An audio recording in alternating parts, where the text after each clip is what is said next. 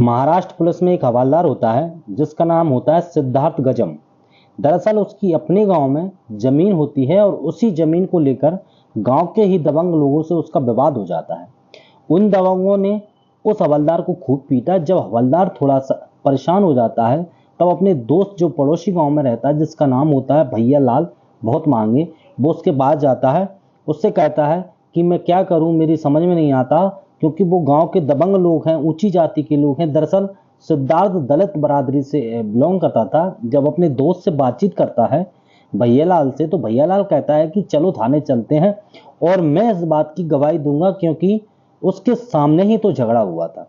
अब जाकर ये थाने में तहरीर दी जाती है और तहरीर 15 लोगों के खिलाफ दी जाती है। पुलिस ने दबिश दी और दबिश देने के बाद उनमें से कुछ को गिरफ्तार कर लिया, गिरफ्तार तो कर लिया, लेकिन अब धीरे धीरे जैसे जैसे आगे वक्त बढ़ रहा था वैसे वैसे सिद्धार्थ यानी कि हवलदार का जो दोस्त था जिसका नाम भैया लाल बहुत मांगे होता है, उस पर लगातार दबाव पड़ रहा था कि तुम अपनी गवाही को खत्म करो और तोड़ दो, और नहीं तो फिर तुम्हारे साथ अच्छा नहीं होगा। क्योंकि वो हवलदार था तो उससे सीधे लड़के ने सामर्थ्य नहीं था, ताकत नहीं थी, इसलिए पड़ोसी गांव का जो व्यक्ति होता है, गवाह होता है, उसको तोड़ने की लगातार कोशिश कर रहे थे, लेकिन वो नहीं टूटता है। ऐसे धीरे धीरे करके वक्त गुजर रहा जाता है और इसी बीच में उन लोगों को जमानत मिल जाती है। जब ये जमानत से छूटकर आते हैं तो एक ऐसी वारदात को अंजाम देते हैं, इस वारदात की गूंज पूरे इंडिया के अंदर फैल जाती है। न केवल इंडिया के अंदर बल्कि जहां जहां तक देश विदेश की मीडिया ने भी इस घटना को बहुत अच्छी तरह से कवरेज किया था, लेकिन वह कवरेज तब तक किया था जब इस घटना का लगभग 4 दिन बीत जाते हैं। लोग सड़कों पर उतरते हैं, हंगामा होता है और ऐसे भी बताया जाता है कि इस हंगामा के बीच कई लोगों की मौत भी हो जाती है। आखिरकार ऐसी वो क्या घटना है जिस घटना की गूंज पूरे महाराष्ट्र, पूरे इंडिया के अंदर फैल जाती है। आज कहानी उस पूरे मामले की है जिससे क्या आज भी लोग शायद उस घटना को याद करके सिहर उठते हैं।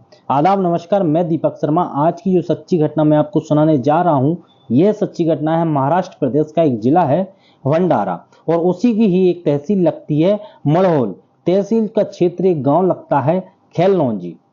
बात कर रहा हूं 29 सितंबर 2006 की शाम लगभग 6 बजे के आसपास। पड़ोसी गांव से कुछ लोग ट्रैक्टर ट्रॉली सीधा इसमें खेल लांजी में आ जाते हैं, और खेल लांजी में जब आ रहे थे तो उनके हाथ में लाठी डंडे और साथ में चैन रोड, इस तरह के कुछ हथियार लेके वो आए थे। अब जब आ रहे थे तो शोर मच रहा था और नाम लेकर एक व्यक्ति को उससे कह रहे थे कि आज उसको ही देखना है। जैसे ही उसके घर के करीब पहुंचते हैं तो उससे पहली ही खबर पहुंच जाती है कि बड़ी संख्या में कुछ लोग तुम्हारे घर की तरफ आ रहे हैं। अब वो मौका देखते ही वहां से लगभग भाग जाता है। अब उस व्यक्ति का जो नाम होता है भैया लाल बहुत मांगे, वह तो मौके पाते वहां से भाग जाता है, लेकिन घर वाले, उसकी पत्नी होती है जिसका नाम सुरेखा बहुत मांगे होता है, उसकी एक बेटी होती है 17 साल की जिसका नाम प्रियंका होता है, एक बेटा 19 साल का रोशन और एक बेटा 21 साल का सुधीर। घर में अब 4 सदस्य मौजूद थे। जो घर का मुखिया था वो मौका पाते वहां से भागने में कामयाब हो जाता है, यह सोचकर कि इनकी दुश्मनी नाराजगी तो मुझसे हो सकती है, लेकिन मेरे परिवार से क्या होगी। अब उन लोगों को इतना गुस्सा था, वह ऊंची जाति के और वो दबंग व्यक्ति थे, वह दलित या परिवार था। लगभग 150 परिवार, 150 घर इस गांव में थे और 150 घरों में महज 3 या 4 ही घर ऐसे थे जहां पर दलित रहा करते थे। अब कुछ हंगामा बढ़ रहा था। बताया जाता है कि लगभग 50 लोग थे जिनके हाथों में लाठी डंडे, चैन और कई तरह की चीजें थी। यहाँ पर आने के बाद सबसे पहले आवाज लगाई जाती है कि भैया लाल कहाँ है, यानी कि, लेकिन वो सुरेखा घर से बाहर निकलती है। जैसे ही सुरेखा घर से बाहर निकलती है वो मना करती है कि यहाँ तो वो नहीं है, क्या बात है, क्या काम है, क्योंकि लोगों में गुस्सा था उस महिला को पकड़ने का। कुछ लोग घर के अंदर घुस जाते हैं। अब अंदर घुसने के बाद उसकी बेटी और 2 बेटे होते हैं, उन चारों को अब बाहर निकालने के बाद सबसे पहले तो उनको पीटा जाता है। पीटने के बाद उनके तन से एक कपड़े को जुदा कर दिया जाता है, यानी कि बल्कि निवस्त्र हो जाते हैं, नंगे हो जाते हैं। अब उन चारों को पकड़कर जिस तरह से भी वहां से लेके जा सकते थे पीट रहे थे, और पीटते पीटते पूरे गांव के चक्कर लगवाए जाते हैं, यानी कि माँ और बेटी बिल्कुल निस्वस्त्र होती हैं और दोनों जो बेटे होते हैं वो भी नग्न अवस्था में थे। इनको लेके जाते हैं, वह रो रहे थे, बिलख रहे थे, चीख रहे थे और अपनी जिंदगी की दुहाई मांग रहे थे, माँ अपनी बेटी के लिए और बेटी अपनी माँ के लिए और बेटे अपनी माँ और बहन दोनों के लिए लगातार वह रो रो के गिड़गिड़ा रहे थे। लेकिन जितने भी वो लोग थे दबंग परिवर्ती के, उन पर इस बातों का, उन चीखने को और चिल्लाने का कोई असर नहीं हो रहा था। अब वह अपनी मन मर्जी कर रहे थे। हद तो तब हो जाती है जब इन्होंने माँ बेटी का बलात्कार करना शुरू कर दिया और कई लोगों ने बलात्कार किया। उसके हाथों में डंडे थे, कई ऐसे भी थे जिनके हाथ में रॉड भी थी, जैसे कि दरगंदी निर्भया के साथ दिल्ली में होती है, ऐसी घटना को उन्होंने अंजाम दिया। उसके प्राइवेट पार्ट्स में भी लाठी डंडे डाल दिए गए थे, ऐसा बताया जाता है कि, और उन्होंने इन लोगों को तब तक प्रताड़ित किया लगभग 3-4 घंटे, जब तक क्या उनकी मौत नहीं हो जाती। चारों के चारों वही मौके पर ऑन द स्पॉट मर जाते हैं। मरने के बाद वह आराम से यहाँ से 2-3 घंटे के बाद उनकी लाशों को लेकर गांव के पास में एक नहर होती है, उस नहर में इन लाशों को आराम से फेंक कर चले जाते हैं। अब जो भैया लाल होता है उसे यह पता था कि उसके परिवार के साथ कोई वारदात हो चुकी है, उसके पास खबर पहुंच चुकी है। अगर वह मौके पर होता तो शायद यह लोग उसे भी मार डालते, लेकिन इसलिए वो डर की वजह से 29 सितंबर 2006 की यह घटना होती, वो डर की वजह से उस रात घर वापस नहीं आता है। अगला दिन 30 तारीख आती है तो 30 तारीख को भी वापस नहीं आता है और एक दिन और बीत जाता है, यानी कि 1 अक्टूबर आ जाता है। वह परेशान हो जाता है कि आखिरकार क्या करे। तो फिर कुछ लोग जो उसके परिवार या रिश्तेदार के, उन लोगों ने कहा कि तुम हिम्मत जुटाओ, जुटाने के बाद तुम्हें थाना जाना चाहिए, अपनी कहानी बयां करनी चाहिए। अगर तुम अपनी कहानी बयां नहीं करोगे तो शायद तुम्हें कभी इंसाफ नहीं मिल पाएगा। अब इतना परेशान वो हो जाता है, आखिरकार करे तो क्या करे। जो लाशें थी वे चारों की चारों लाशें नहर में पड़ी हुई थी, वहां किसी की जाने की हिम्मत नहीं थी। आप वहां पर जाकर उन लाशों को निकाल कर सकें, फिर पुलिस को इन्फॉर्मेशन दे सके कि तुम्हारे क्षेत्र में इस तरह की घटना हुई है। और जब इतनी बड़ी घटना हो जाती है, भैलाल आखिरकार हिम्मत जुटाकर थाने पहुंच जाता है। थाने से पुलिस आती है और लाशों को ढूंढा जाता है। पहले दिन माँ की लाश मिल जाती है, लेकिन बेटी की लाश नहर से नहीं मिलती है। और उसके बाद फिर जो पोस्टमार्टम के लिए भेजा जाता है, बच्चों की लाश भी मिल जाती है, लेकिन एक दिन और बीत जाता है, यानी कि 2 अक्टूबर को लाश मिलती है। उसके बाद पोस्टमार्टम कराया जाता है और पोस्टमार्टम कराने के बाद इसमें है बताया जाता है कि ऐसा छल किया जाता है कि इतनी बड़ी वारदात होने के बावजूद भी यहाँ पर यह मामला बलात्कार का बिल्कुल भी नहीं पाया जाता है।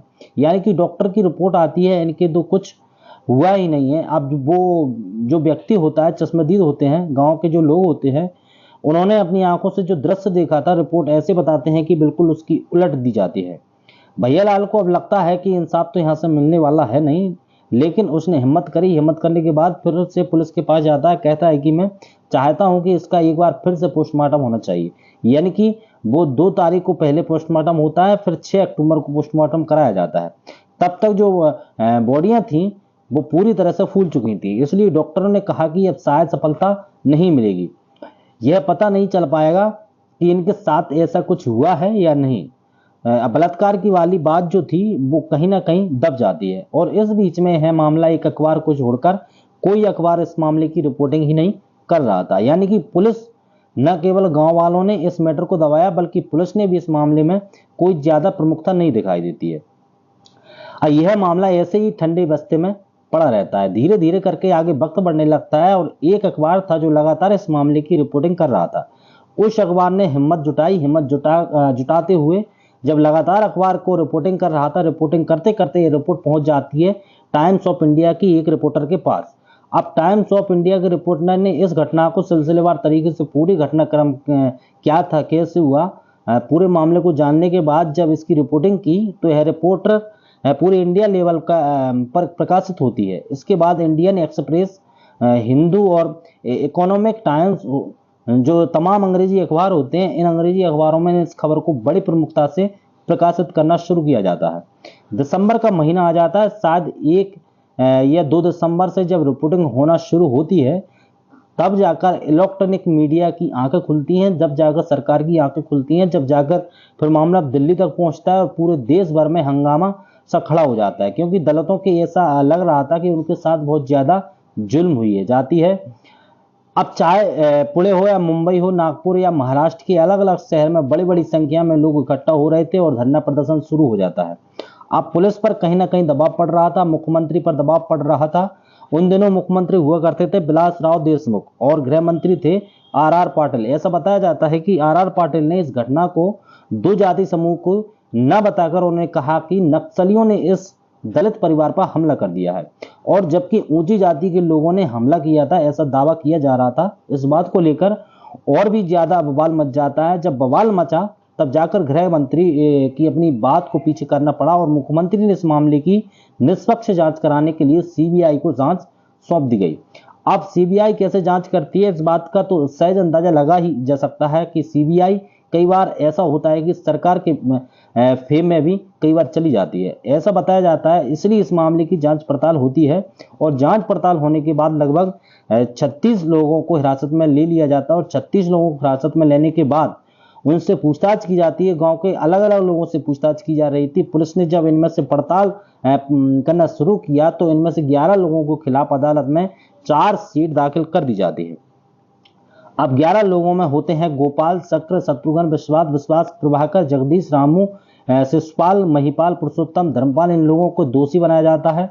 इनके खिलाफ चार्जशीट दी जाती है और चार्जशीट जब यह मामला फास्ट ट्रैक कोर्ट में चला जाता है और वह फास्ट ट्रैक कोर्ट में चलाने के बाद कोशिश यह थी कि कम से कम समय में इन आरोपियों को सजा मिल सके। अब वो तारीख भी आती है 24 सितंबर 2008 का वह वाक्य है। निचली अदालत में जो फास्ट ट्रैक कोर्ट में मामला पहुंचता है तो उन्होंने इस मामले में जो आरोपी होते हैं उन 11 आरोपियों में से 3 को बाइज्जत बरी कर देते हैं। कहते हैं कि इनके खिलाफ कोई सबूत नहीं मिले हैं, इसलिए महिपाल, पुरुषोत्तम और धर्मपाल इनको तो वो छोड़ देते हैं। बाकी जो 8 लोग थे इनको दोषी माना जाता है और 8 में से जो 2 होते हैं इनको 25 साल की कड़ी मशक्कत उनको सजा सुनाई जाती है कि आप जेल में रहोगे, कठोर दंड की सजा सुनाई जाती है। 25 साल तक आपको सलाखों के पीछे रहना पड़ेगा और आपको काम भी करना पड़ेगा। साथ ही जो 6 लोग होते हैं उन 6 लोगों को फांसी की सजा का हुक्म दिया जाता है कि इन्हें फांसी के फंदे पर तब तक लटका के रखा जाए जब तक इनके प्राण न निकल जाए। अब यह मामला यहाँ से हाई कोर्ट यानी बॉम्बे हाई कोर्ट में पहुंच जाता है।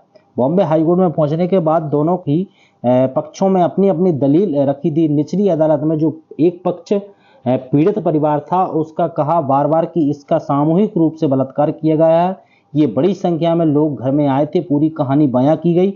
लेकिन अदालत ने कहा कि इसके लिए पर्याप्त सबूत नहीं है, डॉक्टरों की रिपोर्ट नहीं है। पीएम रिपोर्ट भी यही कहती है कि इसलिए जैसा रिपोर्ट कहती है, जैसे सबूत कहती है अदालत, सबूतों के आधार पर चलती है, दलीलों या वैसे नहीं चलती। तो इसलिए वो जो पीड़ित होता है भैया लाल, तो भैया लाल बेचारा कोशिश भी करता है लेकिन उसकी उतनी सफलता नहीं मिल पाती है। आखिरकार वह बॉम्बे हाई कोर्ट में जाकर अपील करता है और बॉम्बे हाई कोर्ट में जब अपील की जाती है तो पता चलता है कि जिन 6 लोगों को फांसी की सजा सुनाई गई थी उनका यह पलट केस जो था, सजा जो थी उसको पलट दिया जाता है, यानी कि अब उनकी फांसी की सजा न करके उनको भी 25 साल की सजा सुनाई जाती है और कठोर कारावास होता है। कठोर कारावास में उसे बहुत सारा काम भी करना पड़ सकता है और शायद इन्हें 25 साल तक शायद उन्हें जमानत नहीं मिलेगी, कुछ ऐसा भी बताया जाता है। लेकिन मामला फिर सुप्रीम कोर्ट जाता है और सुप्रीम कोर्ट में जाने के बाद यह मामला अब आज तक भी ऐसा बताया जाता है कि लंबित पड़ा हुआ है। लेकिन 20 जनवरी 2017 का है वाक्य है, भैया लाल बहुत मांग की तबीयत अचानक बिगड़ जाती है और तबीयत कुछ इतनी बिगड़ जाती है जो जिले का हॉस्पिटल होता है भंडारा जिले का, वहां पर उनको एडमिट कराया जाता है। तो तभी ज्यादा बिगड़ जाती है। डॉक्टर कहते हैं कि भाई इनको यहाँ से हायर मेडिकल सेंटर यानी कि नागपुर रेफर कर दिया जाता है। नागपुर में इनको जो रेफर किया जाता है मुश्किल से आधे पौन घंटे के बाद यानी कि 3-4 घंटे के आसपास उस व्यक्ति के दिल का दौरा पड़ने से मौत हो जाती है, उसे बचा नहीं पाते। जो व्यक्ति इंसाफ के लिए दर दर भटकता रहता है और अपने जीते जीवन में आरोपियों को वो पूरी तरह से सजा भी नहीं दिलवा पाया और उससे पहले ही जो इस घटना का एकमात्र चश्मदीद गवाह बना था। हालांकि गांव के सभी लोगों ने इस घटना को देखा था लेकिन शायद बताया जाता है कि किसी भी व्यक्ति ने इस घटना को लेकर किसी ने गवाही नहीं दी, जबकि माँ बेटी और दोनों बेटों को पूरे गांव में निस्वस्त्र करके ऐसे ही घुमाया जाता है। आखिरकार इस घटना को लेकर कई तरह की बातें भी कही जाती हैं कि जो सिद्धार्थ जिसकी वजह से घटना हुई थी, जिसकी वजह से भैयालाल बहुत मांगे जो गवाह बने थे, जो पड़ोसी गांव का दोस्त होता है, हवलदार होता है, उसका हवलदार का इसकी वाइफ के साथ सब अफेयर था। इस तरह की कुछ बातें भी चल रही थी।